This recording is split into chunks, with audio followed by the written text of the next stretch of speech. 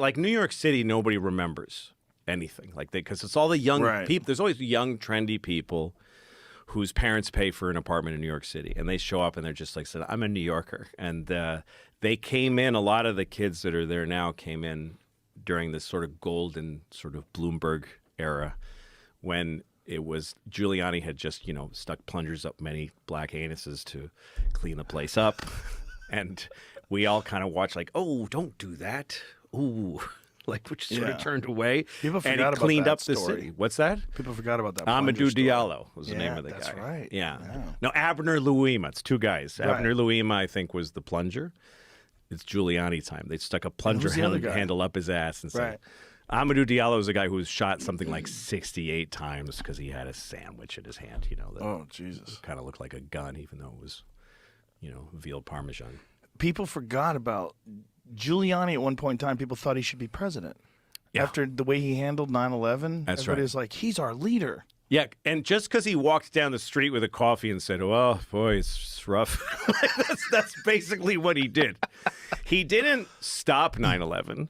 He didn't solve 9/11. He didn't save anybody. There was no one to save. That's the most fucked up thing about that day is that there was no, they had the hospitals were all ready and there was not like one. There was like nobody was injured. Were you Just living in killed. New York City when that happened? Yeah, I was. I was not in the city. The day before, on the 10th, I flew to L.A. to pitch a fucking TV show. Wow. And my wife was pregnant, and we were living in Greenpoint, Brooklyn, which was right. I mean, you came out of our house, the towers were our view right out the door. And so she was there 6 months pregnant and whammo.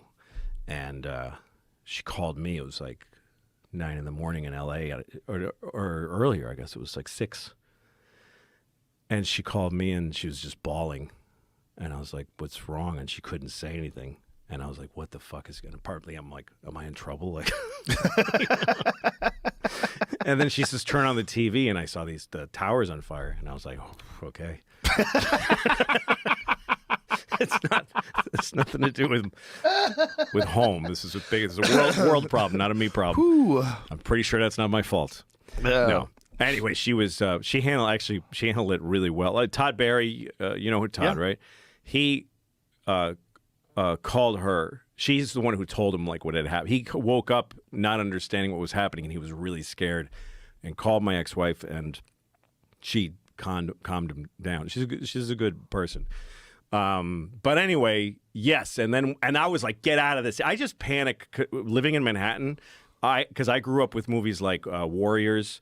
And with memories like the blackouts, and I wasn't even there for the blackouts, but there was all these blackouts where everybody got killed, and there was a lot of movies about like New York City is shut down, and everybody, and the wolves come out. Yeah. So I thought, as soon as it happened, I told her, get out of Manhattan. There's just going to be people throwing TV sets through windows in like 5 minutes. I just believed I Am it. Legend. Yes, that kind of thing. Yeah. So get the fuck out of it. Yeah. So she got out of there.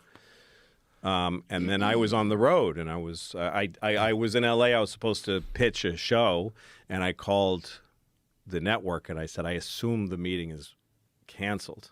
And they said, yeah, but if you want your show to go forward, we have to have. They made me do pitch a comedy On September 11th? on the 12th. Oh, the 12th. Well, I had they to gave go you a in. day off. What's that? They gave you a day off. Yeah, that's right. It was a day to let everything settle. Yeah, the 12th is my birthday. But so I had to pitch a fucking comedy, and it was horrible. I mean, obviously that was terrible. And then I went back on the road. I was doing gigs, so I was flying as soon as they were flying. There was no airplanes for. How many days was it? I don't remember how long they didn't fly for, but I think it was a couple of weeks before a flight went up. I don't remember, but I started flying right away, and the airports were all empty, and everyone was allowed in the lounges, and everyone was getting upgraded to first class because the planes were empty. And for a while, it was part of the protocol. Before the flight takes off, they used to say they would give you the safety stuff, and then they would say you can use your seatbelt detaches, you can use it as a weapon. Oh, Jesus. You can use your seat as a shield. And They were telling you that? Yes, they would say this is part of the thing for like the first month after 9/11, and they would say, we're here to protect you, but you have to protect us. They would say that. And there was one flight I took where I was flying first class, like seat 1B. I was right at the bulkhead. and this other guy's sitting on one seat across from me, and the captain came out right before the flight, and he kind of squatted between us, and he said, "Listen, fellas," because it was a red eye. He said, "You're the last line of defense, so I need you not to sleep on this flight." Jesus Christ. Yeah. I need you not to sleep Yeah, he on told the us not flight to to sleep. defend him. Yeah.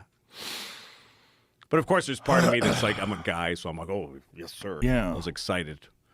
Yeah, I got asked once by a lady. These two guys were fighting, and they were thinking about removing the guys from the plane because one guy had put his bag above this other guy's seat. And the other guy goes, "Hey, man, that's for my seat." And he's like, "No, it's first come, first serve." He's like, "No, fuck you." And then they were like, "Fuck you. No, fuck you." And then the lady had to come in and go, hey, like, I will fucking kick both of you guys off the plane. Yeah. This is before you took off? Before we took off. She goes, "Do we have an understanding?" And they go, "Yeah." And then she comes to me. She goes, "Hey, if anything goes down, you're going to help, right?" She deputized you? She deputized me. I'm like, okay. I mean, What do you want me to do? Yeah. Yeah, like, What what, am I are the allowed to official... do? Like, Yeah. what am I... What's my directive? What Yeah. are my orders? If I go back there and smash some guy, am I in trouble? Like, what happens? What am I allowed to do? Yes, you were directed by a company employee, and she has, like, federal power. I need you to put that on video. Like Yeah, say that's it. what I would've Say done. it on my phone. Yeah. Say, "Go ahead." Yeah, That I would've need to been- know what's going on. But, first of all, I don't know who's right. I mean, this one Right. guy who says it's his seat and it's above his seat, Yeah. he's kind of got a point. And the other guy's got a point, too. Like, if that's the only space that's open. I don't think it's about who's right. Right. In that situation, it's not about who's right about that. Right. It's about if somebody throws hands.